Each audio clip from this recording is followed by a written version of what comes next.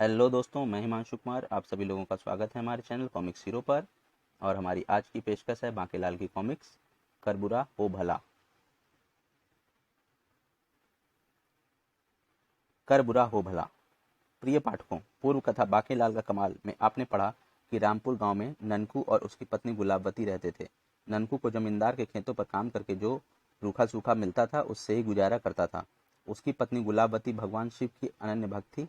शिव के आशीर्वाद से बांकेलाल का जन्म हुआ था, लेकिन उसकी एक शरारत से क्रोधित हो शिव ने उसे शाप दिया था कि तू हमेशा शरारतें करता रहेगा। लेकिन फिर गुलाबवती के गिड़गिड़ाने पर उन्होंने कहा, मेरा शाप तो नहीं मिट सकेगा, लेकिन बांकेलाल जो शरारतें करेगा उससे उसे अपयश की बजाय यश और धन प्राप्त होगा और इससे ही उसका जीवन यापन होगा। इसी तरह शरारतें करते और यश और धन कमाते हुए बांकेलाल जवान हो गया। एक बार उसकी शरारत के कारण गांव के लोग भयानक बाढ़ से बचे। जब विशालगढ़ के राजा विक्रम सिंह को बांकेलाल के कारनामों की खबर मिली तो उन्होंने अपने मंत्री धर्म सिंह को भेजकर बांकेलाल को बुलवाया। लेकिन महल में पहुंचते ही बांकेलाल के दिमाग में मंत्री के खिलाफ ही एक शरारत खुलबुलाने लगी। अब आगे पढ़ें।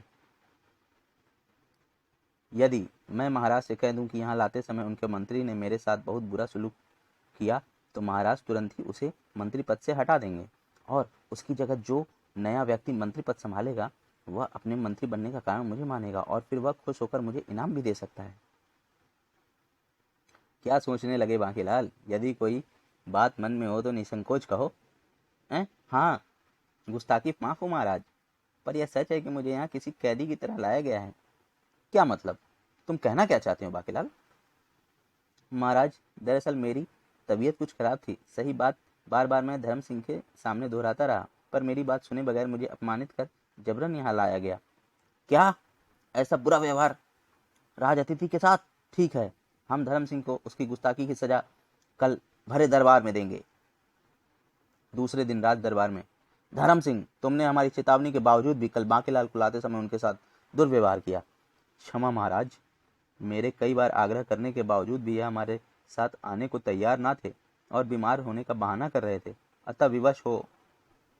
खामोश धर्म सिंह, हम कुछ सुनना नहीं चाहते। तुमने न केवल राज अतिथि का अपमान ही किया है बल्कि राज आज्ञा का उल्लंघन भी किया है। इसकी सजा के तौर पर हम तुम्हें इसी समय मंत्री पद से हटाते हैं। क्या? जो आज्ञा महाराज की। अब आया मजा। कमबख्त बांके लाल से करता था, कह रहा था दरवाजा तोड़ दूंगा, जल्दी से तैयार होकर हमारे साथ चलो, नहीं तो हम जबरन तुम्हें ले चलेंगे। बड़ा आया मंत्री कहीं का। पर तभी उसका ध्यान राजा की तरफ गया, जो उस समय बेहद चिंतित नजर आ रहे थे।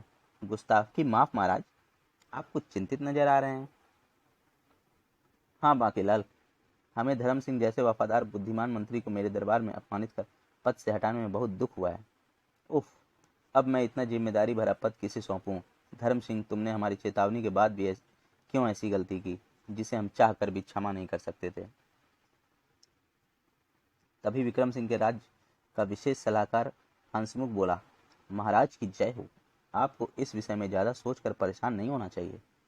तुम नहीं जानते हो हंसमुख, यह अपने आप में एक बहुत ही गंभीर मामला है। जाने मुझे क्यों ऐसा महसूस होता है कि मैंने धर्म सिंह के साथ अन्याय किया है। आपने कोई अन्याय नहीं किया महाराज, बल्कि आपने राज अतिथि के साथ बुरा बर्ताव करने वाले को उचित दंड देकर धर्म का पालन किया है। पर अब मंत्री पद के लिए योग्य व्यक्ति की तलाश की जो समस्या है महाराज, इसका हल मेरे पास है।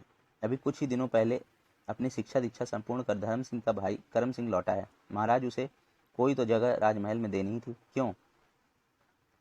ओह वाह, वाकई इस समय तुमने बहुत अच्छा सुझाव दिया है। करम सिंह को मंत्री बनाने के बाद मेरे मन से धर्म सिंह के मंत्री पद से हटाने का बोझ कुछ हद तक हल्का हो जाएगा। थोड़ी देर बाद विशालगढ़ का नया मंत्री धर्म सिंह का भाई करम सिंह था। राजा विक्रम सिंह जिंदाबाद, मंत्री करम सिंह जिंदाबाद। बेटा बांके, अब तेरी खैर नहीं, क्योंकि अब धर्म सिंह का भाई मंत्री है और वह अपने भाई की बेइज्जती का बदला तुझसे अवश्य लेगा। हे भगवान, अब मैं क्या करूं? और फिर उसके दिमाग में एक नया विचार आया और वाह वाह, जय जयकार हो महाराज की। महाराज की न्याय प्रियता के विषय में जितना सुना था उससे भी अधिक न्याय प्रिय पाया आपको। जय हो महाराज की। क्या मतलब बांकीलाल, तुम कहना क्या चाहते हो? गुस्ताखी माफ हो महाराज, दरअसल मैंने आपकी न्याय प्रियता की काफ़ी चर्चा सुनी थी और इसीलिए मैंने यह झूठ बोला था कि मुझे लाते समय मंत्री ने मेरे साथ बुरा बर्ताव किया। मैं आपके न्याय के अंदाज को देखना चाहता था। उफ बांकेलाल, यह तुमने मेरी और मेरे न्याय की बहुत कठोर परीक्षा ली है। तुम नहीं जानते, तुमने निर्दोष धर्म सिंह पर अनजाने में ही सही, पर किया तो अत्याचार ही है। तो, तो क्या हुआ महाराज? आप उन्हें फिर से मंत्री का कार्यभार सौंप दें? नहीं, यह संभव नहीं, क्योंकि अब हम मंत्री का पद उसके छोटे भाई को दे चुके हैं और अब अकारण ही हम उसे इस पद से नहीं हटा सकते। वाह, क्या न्याय प्रीता है। ओह, अब धर्म सिंह के साथ हम क्या न्याय करें? तभी उनका विशेष सलाहकार हंसमुख एक बार फिर सामने आया। महाराज की जय हो। आपको इस बात पर जरा भी चिंतित नहीं होना चाहिए। महाराज, हमारे महामंत्री आज से 1 माह बाद सेवा मुक्त होने वाले हैं। उनकी उम्र 70 वर्ष होने में सिर्फ 1 माह बाकी है और वह इस समय बीमार हैं, इसलिए उन्होंने दरबार से 1 माह का अवकाश भी ले रखा है। तुम कहना क्या चाहते हो हंसमुख? यही कि अपने भूतपूर्व मंत्री धर्म सिंह इस योग्य हैं कि उन्हें इस राज्य के महामंत्री का कार्यभार सौंप दिया जाए। वाकई हंसमुख, तुम हमें समय समय पर ठीक सुझाव देते रहे हो और आज भी यह तो मेरा कर्तव्य है महाराज। फिर थोड़ी ही देर बाद जब धर्म सिंह को महामंत्री का पद सौंपा जा रहा था, राजा विक्रम सिंह की जय, महामंत्री धर्म सिंह की जय। हे भगवान, जान बची तो लाखों पाए। और उसी रात बांकेलाल जब विशालगढ़ राज्य की अतिथिशाला में अभी सोने की तैयारी कर ही रहा था कि तभी महामंत्री धर्म सिंह अपने भाई मंत्री करम सिंह के साथ वहां पहुंचा।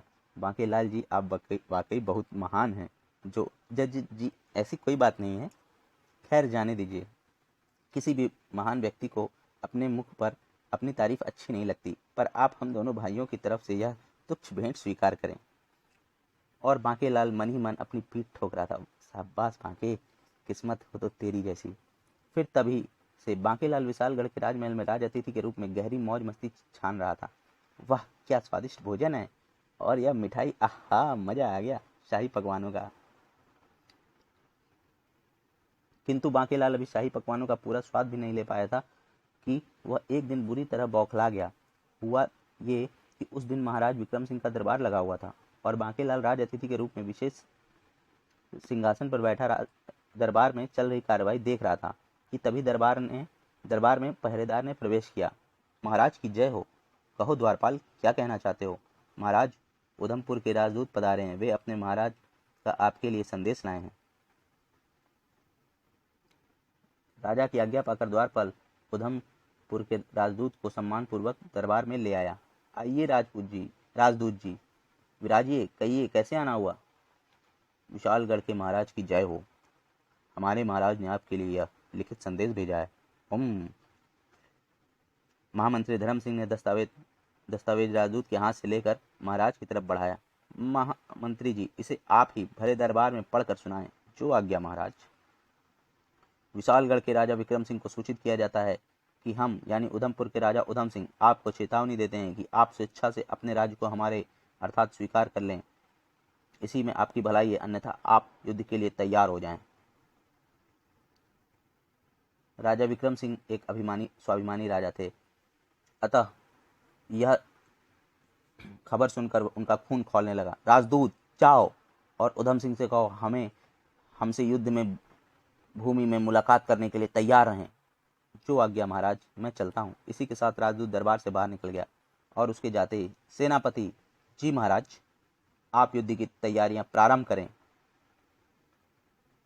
तभी महामंत्री चिंतित सा बोला, महाराज, उधमपुर के राजा उधम सिंह के पास हमारी सेना के मुकाबले दुगनी तिगुनी सेना है। हम जानते हैं महामंत्री, और सच पूछो तो हम जरा भी युद्ध के पक्ष में नहीं हैं, पर हम किसी भी प्रकार अपने आत्मसम्मान और अपनी प्रजा के अहंग पर चोट नहीं होने दे सकते।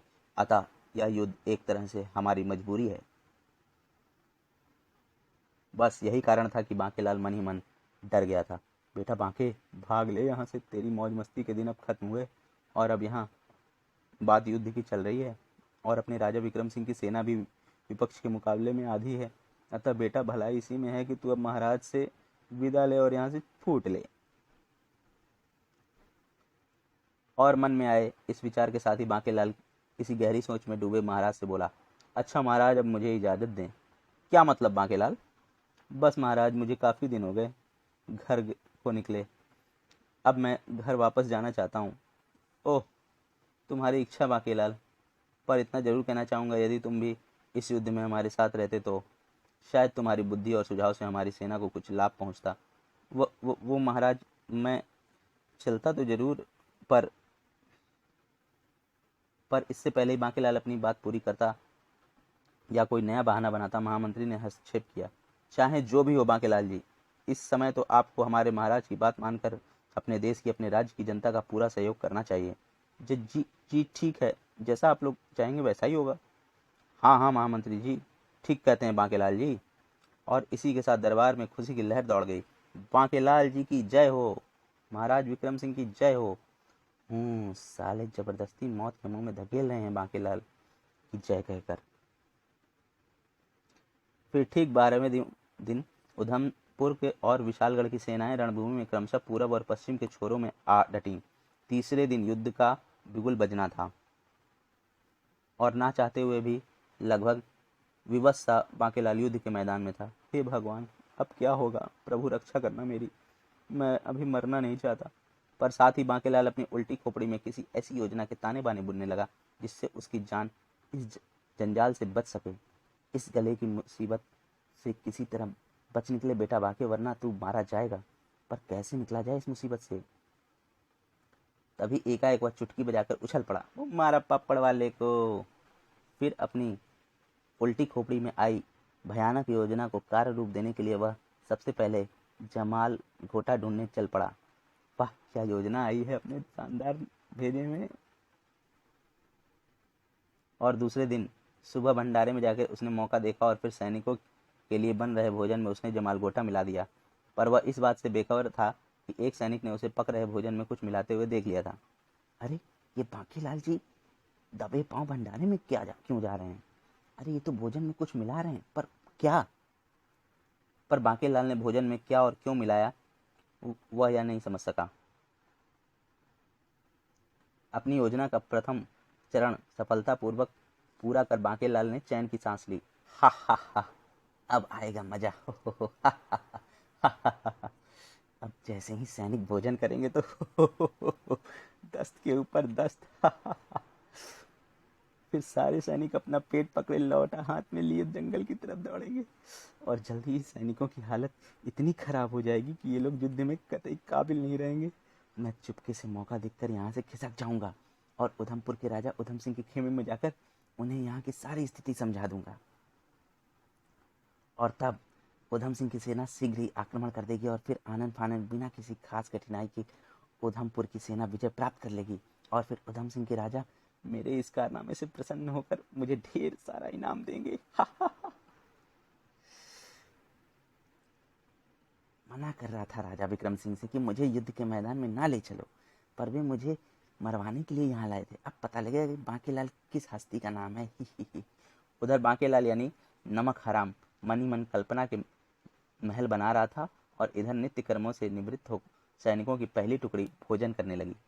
और जैसे ही सैनिक भोजन करके उठे, भोजन में मिले जमाल गोटे ने अपना असर दिखाया। उफ, यह अचानक पेट में दर्द क्यों होने लगा? आह, हाय, आई। और अगले ही क्षण भोजन कर चुके सारे सैनिक हाथों में लोटा लिए जंगल की तरफ भागे। और जब सैनिकों की दूसरी टुकड़ी ने भी भोजन किया तो उनका भी यही हाल हुआ। उफ, हा, आई, आह।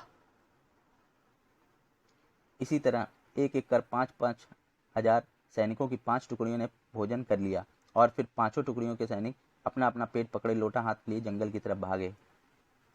और फिर थोड़ी देर बाद हालत यह थी कि सैनिक जंगल पानी से निवृत्त होकर आते, अपने हाथ मुंह धोते और फिर तुरंत ही लोटा हाथ में लिए जंगल की तरफ भागते। उफ, हाय।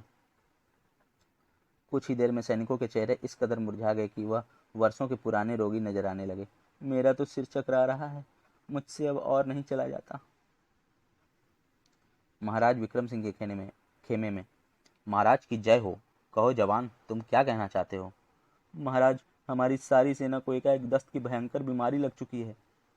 सब बुरी तरह परेशान हैं। क्या? यह तुम क्या कह रहे हो जवान? महाराज, मैं ठीक कह रहा। हाँ, आह। और अपनी बात पूरी करने से पहले ही सैनिक अपना पेट पकड़कर बाहर की तरफ भागा और इस सूचना के साथ ही राजा विक्रम सिंह के छक्के छूट गए। ओह, ये ईश्वर, यह तूने मुझे किस धर्म संकट में डाल दिया? मैं क्या करूं भगवान? उफ, अब क्या होगा? पराजय से पहले ही पराजय तो पहले ही निश्चित थी, पर इस तरह चिल्लत भरी पराजय, हे भगवान। फिर कुछ सोचकर महाराज ने महामंत्री को बुलवाया। महामंत्री जी, हमें पता लगा है कि हमारी पूरी सेना में दस्त की भयानक बीमारी फैल चुकी है। आप अभी जाकर इस बीमारी का कारण का पता लगाएं। जो आज्ञा महाराज। दोस्तों, हमारी कर बुरा बुरा और हो भला का पार्ट 1 यहीं पर समाप्त होता है और हम मिलते हैं कर बुरा हो भला के पार्ट 2 में। धन्यवाद।